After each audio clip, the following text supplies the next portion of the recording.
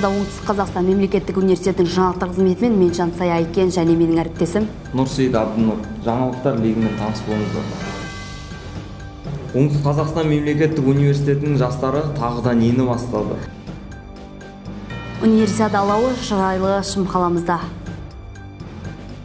Бүкіл әлемдік студенттер арасындағы универсиада барысында ел қоржынын алтын, күміс, қола жүлдені салған кімдер?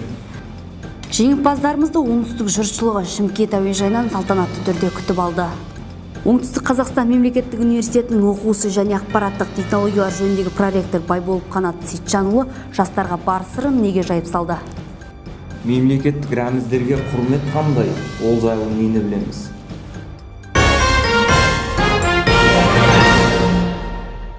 Жас отан жастар қанатының бастамасымен универсиадаға аттанған спортшыларымызды қолдау мақсатында біз универсиаданы қолдаймыз атты акциясы өткізілді.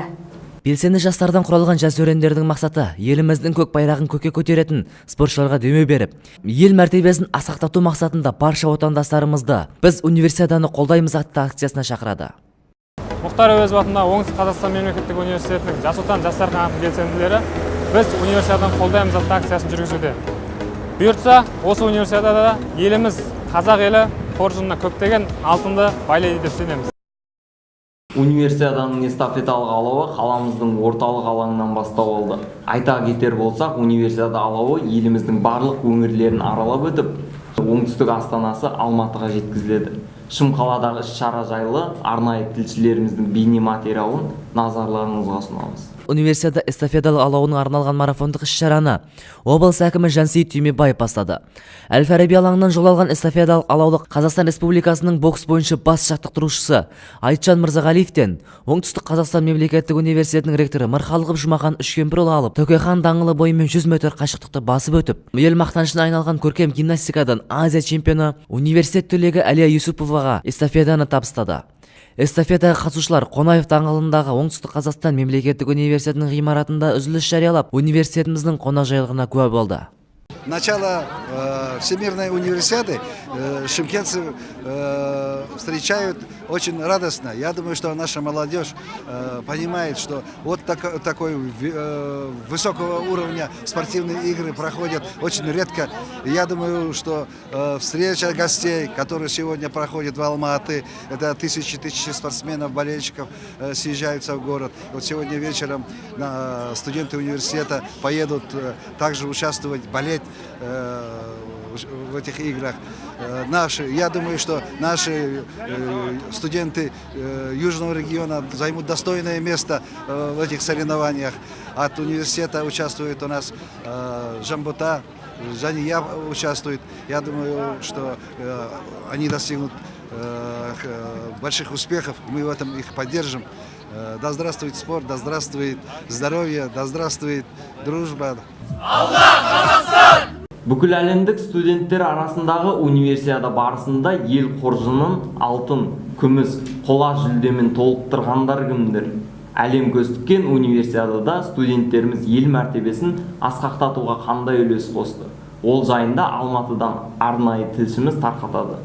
Ағымдағы жылдың 30 қаңтарында еліміздің оңтүстік астанасы Алматыда өтіп жатқан 28-ші дүниежүзілік қысқы универсиадада спорттың фристайл түрінен еліміздің қоржынына бір күміс, бір қола медалін салған. Мұхтар Әуезов атындағы Оңтүстік Қазақстан мемлекеттік университетінің студенттері Жібек Арапбаева күміс, Жанбота Алдабергенова қола жүлдеге ие болып, спортшыларымызға қолдау көрсеткендердің ішінде Оңтүстік Қазақстан мемлекеттік университетінің ректоры Жұмахан Үшкемпірұлы Мырхалықов та болды. Бүкіл әлемдік студенттік универсиаданың жеңімпаздары Жанбота Алдабергенова жекелей қола, ал командалық жарыста алтын жүлдеге жерлесіміз Бағлан Іңкәрбекпен бірге қол жеткізді. Мұхтар Әуезов атындағы оқымуда мен 3-ші курс оқимын, оларға көптеген алғысымды білдіремін, рахмет келіп қолдағандарыңызға.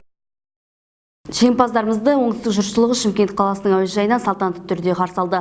Алматыдан Шымкентке бағыт алған ұшақ өз уақытысынан кешіксе де қалың елдің саны азаймады. Жеңімпаздарды Оңтүстік Қазақстан мемлекеттік университетінің ректоры Мырхалықов Жұмахан Үшкемпірұлы бастаған Оңтүстік Қазақстан мемлекеттік университетінің белсенділері өте зор құрметпен күтіп алды. Спортшыларымыз универсиаданың арнайы шағын көлігімен облыс әкімшілігіне жол тартты. Онда жеңімпаздарымызды облыс әкімі Жансейіт Түймебаев қабылдап, құрмет көрсетумен қатар қаржылай сый-сияпаттар табыс етті. Бүкіл әлемдік қысқы универсиаданың жеңімпаздары Алдабергенова Жанбота Еркінқызы командалық сайыста 1-ші орын, жекелей сайыста 3-ші орын алған үшін 3 миллион теңге қаржылай сыйлықпен облыс әкімі алғыс хатымен марапатталды.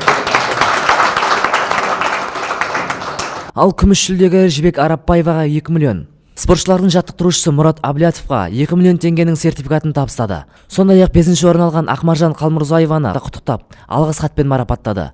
Жансейіт Қансейітұлы спортшылармен естелікке суретке түсіп, алдыңғы қадамдарына сәттілік тіледі. Біз Жібек екеуміз Мұхтар Әуезов атындағы Оңтүстік Қазақстан мемлекеттік университеттің атын қорғадық. Жарыс күні бәрін көрдік. Трибуналардың көбісі, жартысы десек те болады. Студенттері отырды. Рахмет. Алғысым шексіз, қолдау күшті болды. Тех лучше всех, только вперед! Абдынұр, сен оқу ордамыздың декандарымен әңгімелесе аласың ба? Әрине жоқ. Неге? Ұрсып беретін сияқты. Жоқ, олай емес, ол үшін белсенді болу жеткілікті. Ол жайында толығырақ бейнематериалдан көрейік. 4 ақпан күні Жас Отан жастар қанатының ұйымдастыруымен өткен біздің студия жобасы аясында Оңтүстік Қазақстан мемлекеттік университетінің проректоры Байболов Қанат Сейітжанұлы мен еркін форматта университетіміздің белсенді жастарымен сұхбат өтті. Тележоба авторы Жас Отан жастар қанатының төрағасы Төлебай Бекзаттың айтуынша, кездесу жастар мен жоғарғы буын арасында екі жақты байланысты нығайтып, жаңа тың идеялардың жүзеге асуына өз септігін тигізері сөзсіз. 1 сағат көлеміне межеленген кездесу белсенділердің қарша жаудырған сұрақтары мен 2 сағатқа созылып, бірақ та жалығуға ешқандай себеп болған жоқ. Жастық шағындағы сырларын жайып салған Қанат Сейітжанұлы гитара мен ән жырғап өз көрерменіне ие болды. Университет беделін көтеруде бұл жобаның зор үлесі бар екенін айтқан Қанат Сейітжанұлы жастардың патриоттық рухты серпінмен тек алға қарай ұмтылуға шақырды. Патриоттық сезім қандай еді, қазірген айырмашылығы бар ма дегендей өте қызықты, өте жауапты сұрақтарды берді. Мен ойлаймын, осы студенттермен өзімнің ойымды бөлісе алдым. Оңтүстік Қазақстан мемлекеттік университетінің колледжінде ашық тәрбие сағаты болып өтті. Іс-шараны ұйымдастырушылар Қазақстан Республикасының мемлекеттік рәміздері жайында колледж студенттеріне жан-жақты түсіндіріп, рәміздерге деген құрметтің одан әрі артуына ұйытқы болды.